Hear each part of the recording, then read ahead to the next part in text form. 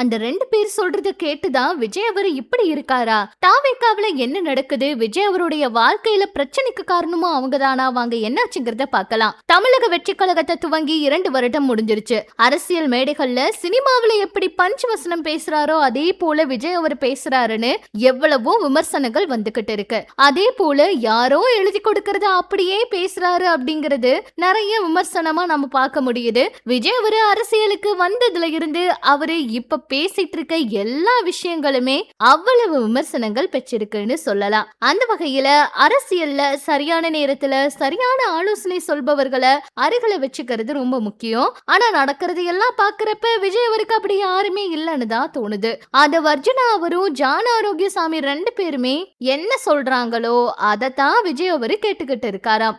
இத்தனைக்கு அவங்களோட வழிகாட்டுதல் படி விஜய் அவர் செஞ்ச சில விஷயங்கள் அவருக்கு தலைவலிய கொடுத்திருக்கு. குறிப்பா கரூர் சம்பவத்துக்கு முழுக்க முழுக்க காரணமா இருந்தவர் ஆதவ் அர்ஜுனா அவர்தானாம். கரூர் பிரச்சார திட்டத்தை வடிவமைச்சது விஜய் அவரை வேணும்னே தாமதமா கரூருக்கு கூட்டி போனது. கூட்டம் அதிகமா இருக்கு, இங்க வர வேண்டான்னு காவல்துறை சொல்லியும் அதை கேட்காம விஜய் அவரை கரூருக்கு உள்ளே கூட்டி சென்றது, இது எல்லாத்துக்கும் காரணம் அவர்தான்னு சொல்றாங்க.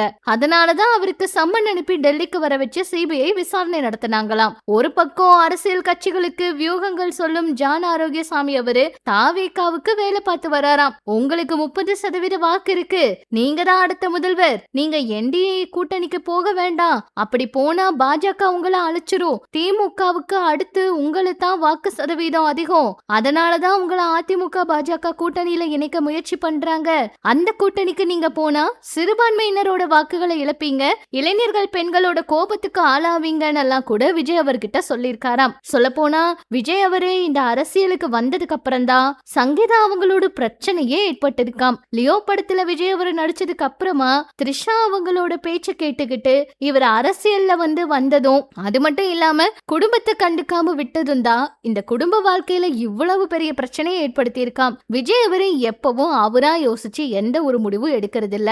அவருக்கு யார் சொல்றாங்களோ, அதாவது முக்கியமா ஒரு 2-3 பேரை அவரு ரொம்ப நம்புறாராம். அவங்க என்ன சொல்றாங்களோ அதை அப்படியே இவரு கேட்டுட்டு இருக்காராம். இது வரைக்கும் அவரா எந்த ஒரு முடிவுமே எடுக்கலங்கிற மாதிரிதான் செய்திகள் வெளியாகி இருக்கு. இதுக்குதான் சங்கீதா அவங்களும் ஆரம்பத்துல கோவப்பட்டிருக்காங்க. இந்த அரசியல் எல்லாம் தேவையா அப்படிங்கிற மாதிரி கேள்வி கேட்டிருக்காங்க.